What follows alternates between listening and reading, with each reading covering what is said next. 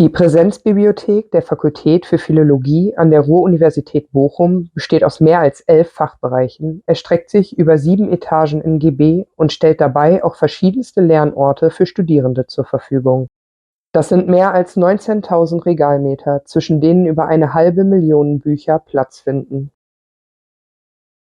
Aber was bedeutet Nachhaltigkeit eigentlich? Und was hat das alles mit einer Bibliothek zu tun? Nachhaltigkeit ist ja ein Begriff, der jetzt in aller Munde ist. Ich selbst halte ihn ja für etwas vielleicht manchmal auch überschätzt. Vor längerer Zeit war ich mal Gast bei einer Vorlesung, da ging es um Klimawandel und da wurde ich Zeuge einer ganz interessanten Aussage, nämlich die Natur ist nicht nachhaltig.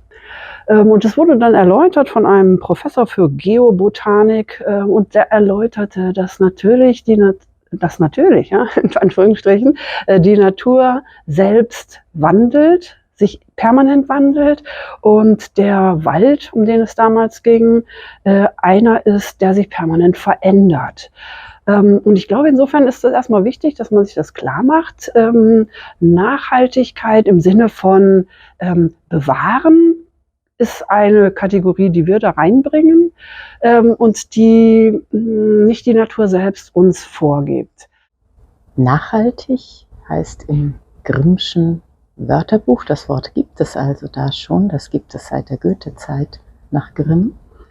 Nachhaltig heißt auf längere Zeit anhaltend oder wirkend, vielleicht heißt es auch unwirkend, ich weiß nicht auswendig. Und eigentlich sollte man für Bücher gar nicht erklären müssen, inwiefern die für längere Zeit anhaltend und wirkend sein können. Denn was mündlich gesagt ist, verfliegt im Moment des Sagens, wenn man nicht gerade vor einer Kamera steht. Was schriftlich festgehalten wird, das kann über Jahrhunderte, über Jahrtausende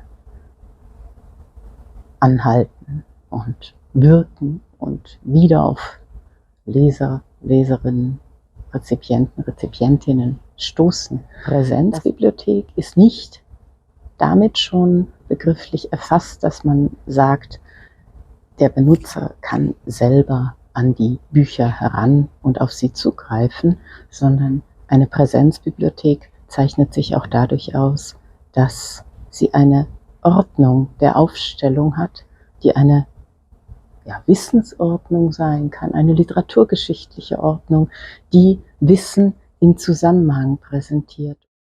Was tut die Bibliothek konkret, um nachhaltig zu sein? Ein anderer wichtiger Punkt ist, warum die Bibliothek nachhaltig ist. Wir werfen hier nichts weg, sondern alle Bücher, die die Bibliothek nicht mehr braucht, weil sie doppelt vorhanden ist oder weil sie jetzt nicht mehr ganz so aktuell ist, dass man wissenschaftlich nicht mit ihr arbeiten kann. Diese Literatur geht natürlich an die Studierenden zurück, so dass wir in der Lage sind, eigentlich keine Bücher wegzuschmeißen, sondern alles wieder zu verwenden. Und jedes Mal, wenn ihr hier in die Bibliothek kommt, wird es sich auf jeden Fall lohnen, einmal auf den Büchertisch drauf zu gucken, weil der jedes Mal neu bestückt wird. Unser Bibliothekar, der Herr Brommauer, bemüht sich auch wirklich darum, hier eine gute Auswahl hinzubekommen, die alle interessiert, ne, so dass man nicht nur aus einem Fachbereich hat, sondern eine gute Mischung hat. Die Bücher sind komplett zum Mitnehmen, hier muss nichts bezahlt werden. Man kann einfach gucken, was einem gefällt und die nimmt man mit. Und ein weiterer Aspekt, der hier in der Bibliothek in der RUP besonders wichtig ist, dass wir keine Kopiergeräte mehr haben. Das heißt, wir sparen Papier ein, wir sparen Energie ein, was durch die Papierproduktion benötigt wird, indem wir unseren Studierenden einen Scanner zur Verfügung stellen, beziehungsweise das Projekt Journalliteratur hat freundlicherweise unserer Bibliothek den Scanner zur Verfügung gestellt. Deswegen möchte ich denen auch nochmal ganz herzlichen Dank ausrichten. Ja, ich stehe hier in der Bibliothek, wo natürlich ganz viele gedruckte Bücher stehen und die haben natürlich auch immer noch in Zeiten der Digitalisierung ihre Daseinsberechtigung. Und viele meiner KollegInnen aus den Literaturwissenschaften sagen natürlich auch, man muss ein gedrucktes Buch in Händen halten. Es hat was Haptisches, wenn man Seiten tatsächlich umblättert.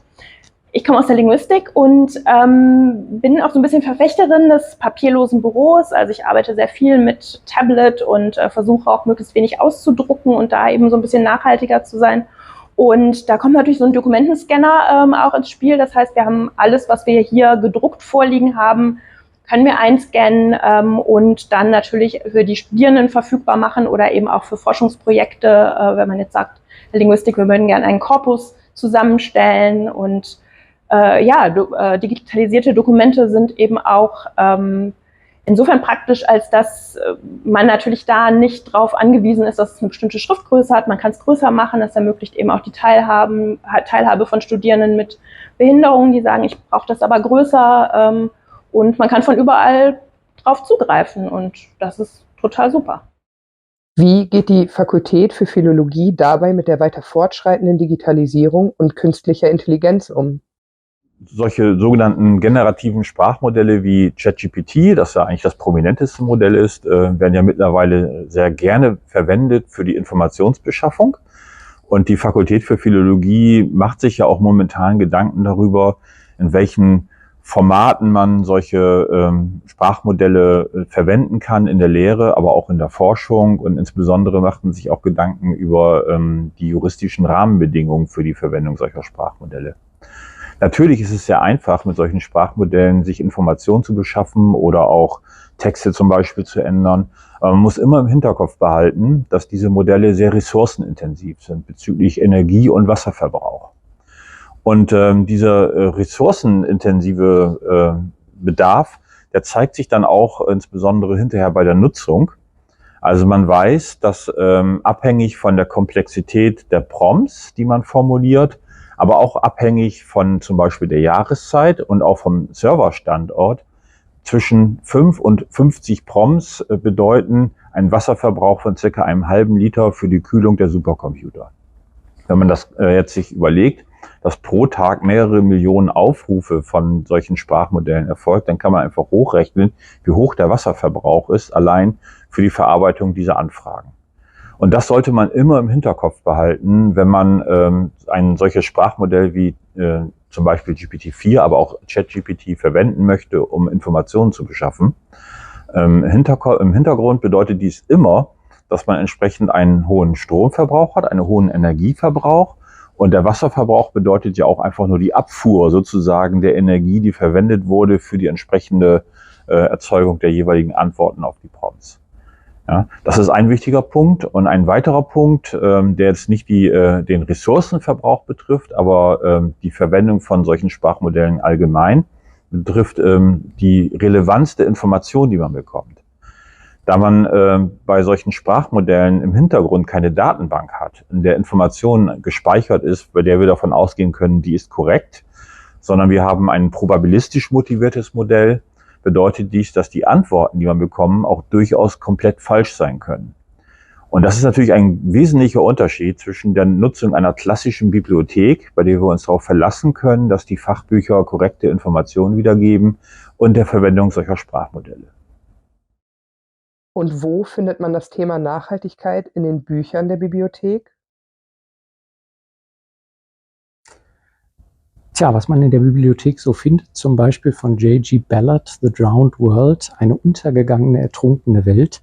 Was hat das mit Nachhaltigkeit zu tun? Ein Trash-Roman, ein Trivialroman aus den frühen 60er Jahren, schildert eine Welt, in der die Sonne außer Kontrolle geraten ist.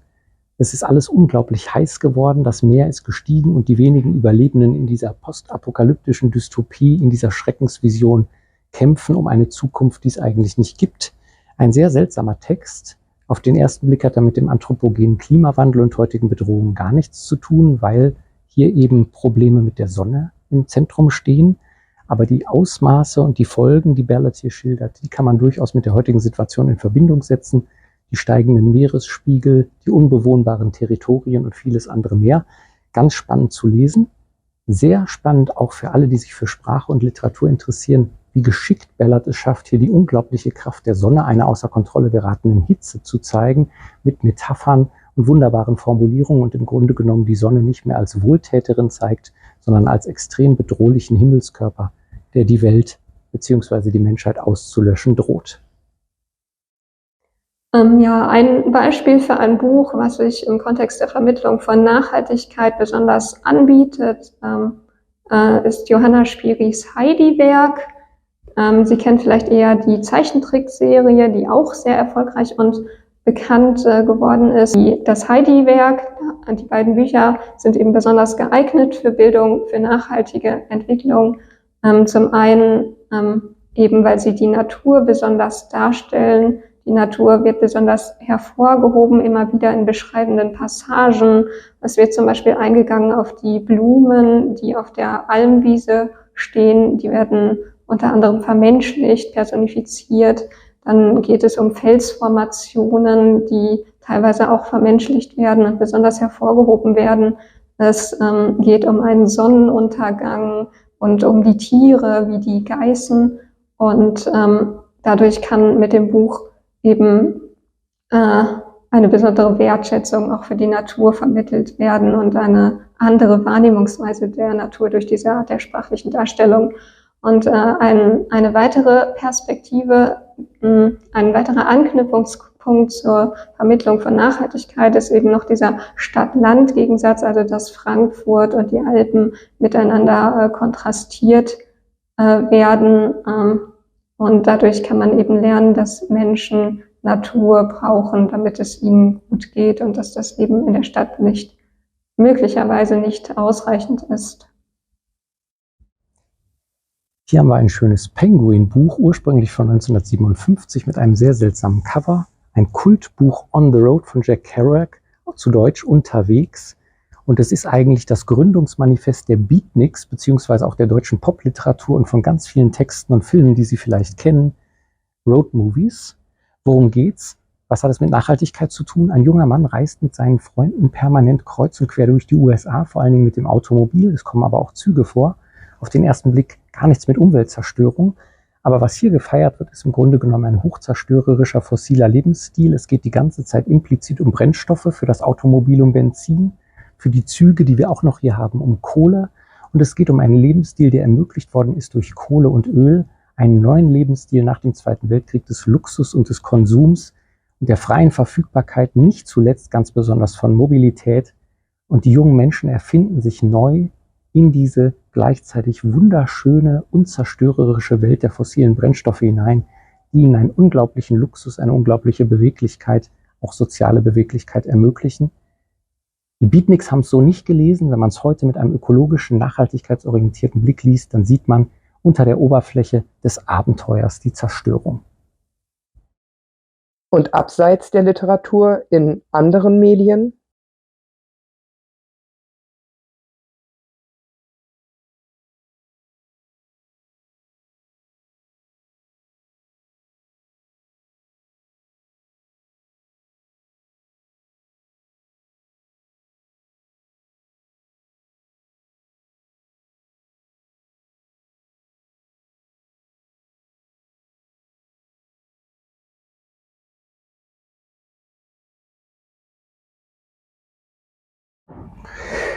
Das ist der Film Der Bär von Jean-Jacques Annaud aus dem Jahr 1988, ein französischer Film. Der Film zeigt im Wesentlichen ein Bärenjunges, das seine Mutter verliert und dann im Laufe des Films erwachsen werden muss.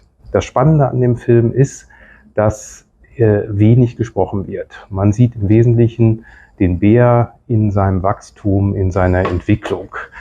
Damit unterscheidet sich der Bär von gängigen Tierfilmen, in denen Tiere ja meistens auf idealisierte Weise vorkommen und damit der Wahrnehmung des Menschen angepasst werden. Das heißt, klassische Tierfilme, in denen Tiere besonders süß und lieb und mit menschlichen Eigenschaften dargestellt werden, werden anthropomorphisiert. Das ist in diesem Film nicht der Fall. Und Filme, die nicht anthropomorphisiert werden, wie dieser Film, sind ein Beitrag zur Nachhaltigkeit. Weil Nachhaltigkeit bedeutet, dass wir verstehen müssen, dass es neben uns Menschen auch anderes Leben auf der Erde gibt und auf der Welt gibt, das ganz eigene Rechte hat und ganz anders funktioniert, als wir uns das manchmal vorstellen. Und Filme wie dieser, der Bär, aber auch andere, wie zum Beispiel neuere Filme, Wild von Nicolette Krebitz, da geht es um einen Wolf, oder auch EO von Jerzy Skolimowski, da geht es um einen Esel, zeigen uns Tiere sozusagen in ihrer eigenen, auch individuellen, in ihrem eigenen individuellen Dasein und sind damit ein Beitrag, Leben besser zu verstehen, das nicht nur auf den Menschen bezogen sind und sind damit ein Beitrag zur Nachhaltigkeit.